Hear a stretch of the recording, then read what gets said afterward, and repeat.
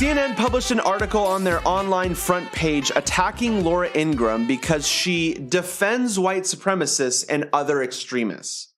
Now, this might come to a shocker for some of my viewers, but I'm going to end up defending Laura Ingraham in this segment. So take a look at the headline from CNN. Fox News stands by Laura Ingraham after she defends white supremacists, other extremists on her primetime show. I'm going to read the first paragraph of the story, and then I'm going to summarize the rest. You guys can read it on your own. So the first paragraph reads, Fox News on Friday afternoon stood by Laura Ingraham after she defended a white supremacist and several other fringe people who have been banned or disciplined by large social media companies. So what CNN does here is they basically skew the story, and they claim that Laura Ingraham is defending white supremacy and extremists, right-wing extremists.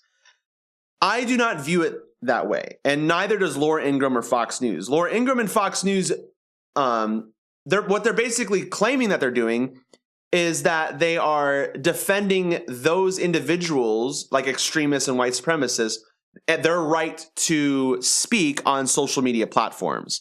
Now, you guys should know my position. I side with Kyle Klinsky, Jimmy Dore, and other progressives that have made it very clear that it is wrong to ban voices from social media platforms, especially ones like Facebook, YouTube, Twitter, and so on. Those are large social media platforms. It is a there are huge vehicles for free speech. And so if you ban people, you're prohibiting people's ability to practice their right for free speech. I don't care that they're private organizations, private companies. Like, I don't care if you're a free market capitalist or anything like that.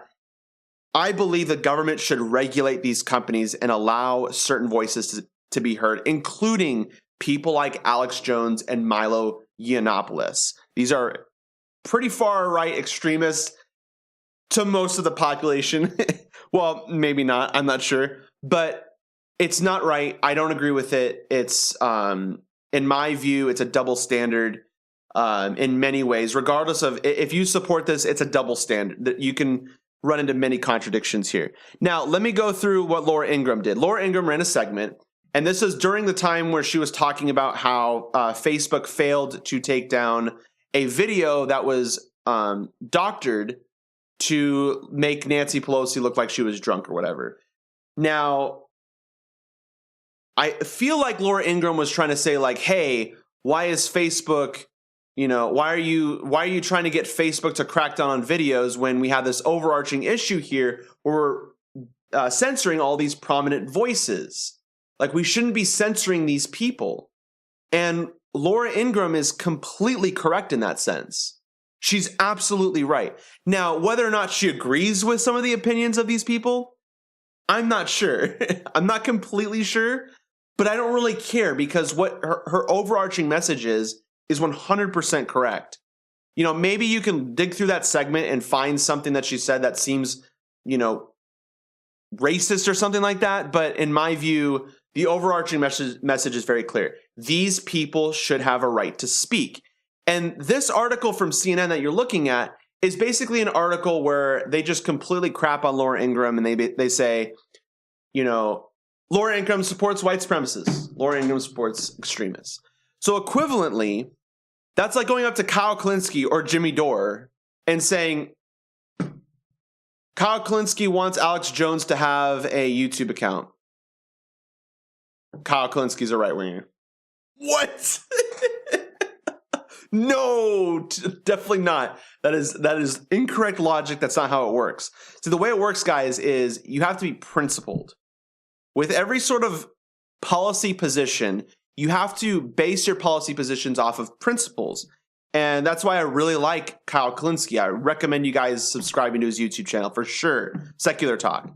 Kyle Klinsky has a principle that basically you should not be banned for any reason whatsoever. And I take the position that a way of fixing, not hate speech. I'm okay with hate speech. I'm totally fine with hate speech.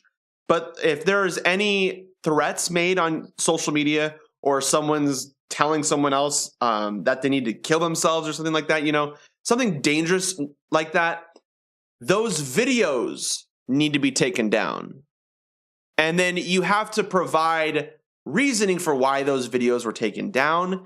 You also have to, provide evidence to judges and so forth. Like, there needs to be a court process where you have independent institutions reviewing, these videos. Because if you don't, then you have someone who has the authority to control free speech. And that's where we're at right now. YouTube, Facebook, Twitter, they all have a right to control who says what. And if you don't say the things that make me feel happy, I'm going to ban you. And right now we have a real big problem where YouTube is silencing specific YouTube channels, including this one, guys. I don't know if you're aware of that, where they're demonetizing you if you say things that are very, I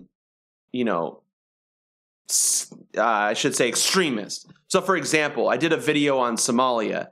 The keyword Somalia, guys, if you say Somalia, YouTube will demonetize your video.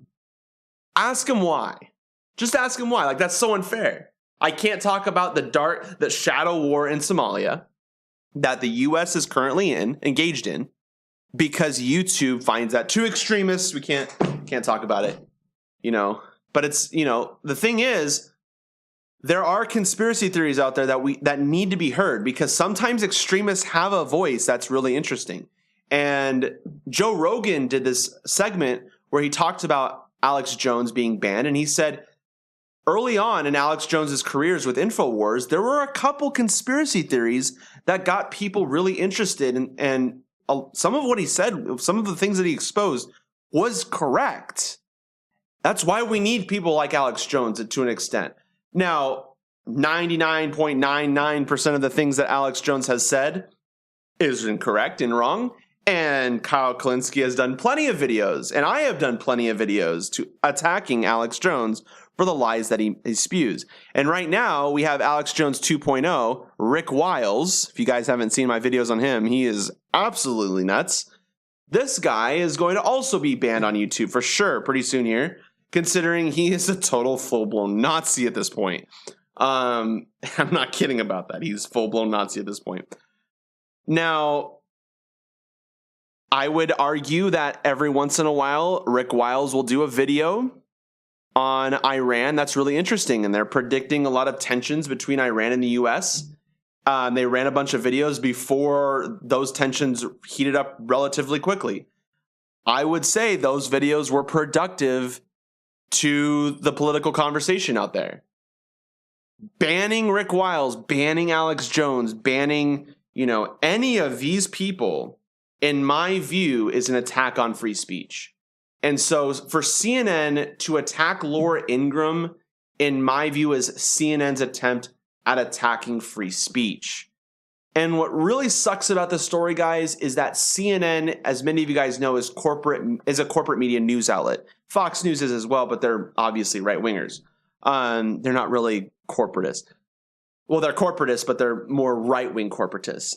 CNN is a centrist corporate media news outlet. So they take this stance where they show you two people, opposite sides of the argument. They don't hold either one accountable. They hold everything as 50-50, as Cenk Uygur says many times. And then they say, you decide, you figure it out, who you want to hear, There's no accountability whatsoever. And then they treat people like they treat people like Alex Jones like crap, and they also treat people like Bernie Sanders like crap. So CNN is in a position where they can say crap about Laura Ingraham and make stories like this because they're safe. They're not going to be censored by any social media news outlet because they're not saying anything extremist. They promote an incrementalist agenda. They donated to Kamala Harris's campaign. They donated to Hillary Clinton's campaign. And so they're in the safe zone. They are not going to be censored whatsoever for anything that they do because of their political philosophy, which is incredibly detrimental to the society because this is the sort of this sort of headline is what people read a lot, unfortunately, and then they think that it's okay to ban Alex Jones and free speech advocates. That, in my view, is an attack on free speech, and I think it's also imposing an incrementalist philosophy in the long run.